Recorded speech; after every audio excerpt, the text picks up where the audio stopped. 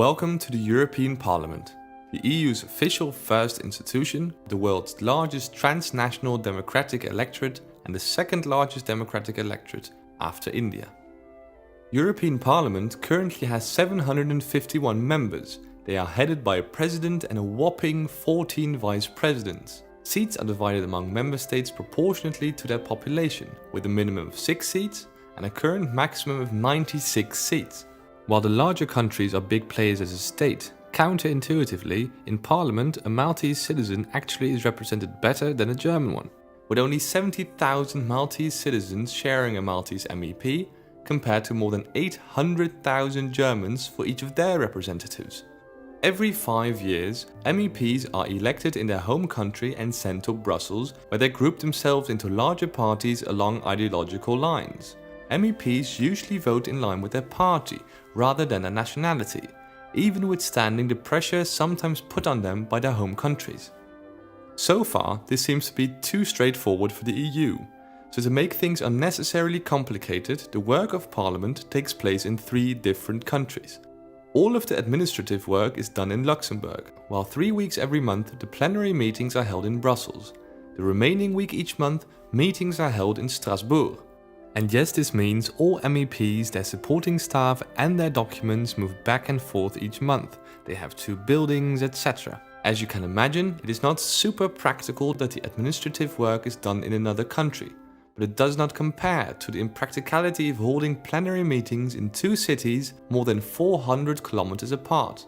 Why is this done? Well, because France. Now that we have quickly established what the EU Parliament is, we can talk about what they actually do. Parliament has 3 main tasks or powers. First, the legislative power. In the standard way new EU law is made, all proposals for new EU legislation must be checked by Parliament. Parliament may then choose to approve, amend or reject the proposal. As such, Parliament can stop every new law from being implemented, except it can't. Parliament, as the EU's only directly elected body, strangely doesn't have a say in legislation on all subjects. This is often pointed out as a democratic deficit in the EU, which in a way it truly is. However, we are not talking about a state government, so comparing it to one is like comparing apples and oranges. The EU is an international or supranational organization in which independent and democratic states are represented. Compared to other international organizations such as the UN or NATO, the EU is very democratic. Besides, when the European Parliament was elected for the first time in 1979, it had no powers to veto legislation whatsoever. Parliament's right to co-decision was introduced in the Maastricht Treaty in 1992. Parliament's powers have been expanding ever since.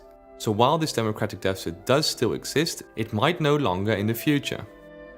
Like new legislation, the EU budget must be approved by Parliament before money can be spent. Additionally, after the money has been spent, Parliament must officially discharge the budget of the previous year to confirm the money was spent for the planned purposes. This gives Parliament a say in the EU finances both before and after money is spent. In line with the idea of separation of powers, Parliament, as the legislative branch, makes sure the Commission, as the executive branch, doesn't get too powerful. If Parliament is very unhappy with the actions of the Commission, it can cast a vote of no confidence, effectively firing the College of Commissioners. Voting is usually done by a simple show of hands, at which point the President determines if there's a majority. If it is too close to call, instead an electronic vote is used. In some cases, Parliament decides by simple majority. This means that a majority of the MEPs present and voting during the plenary must be in favour.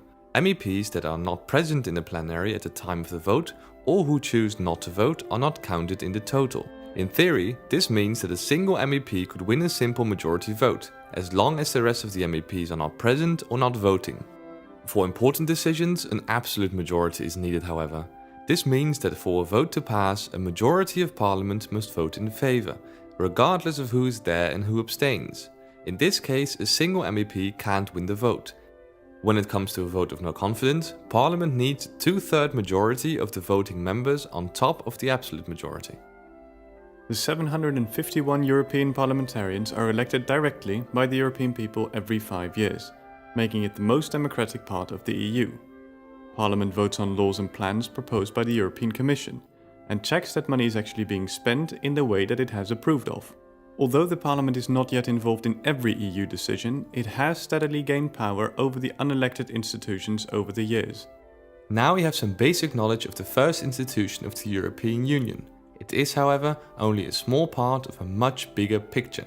To find out more about the other institutions, the history of the EU and other subjects, please check out our playlists and subscribe to our channel.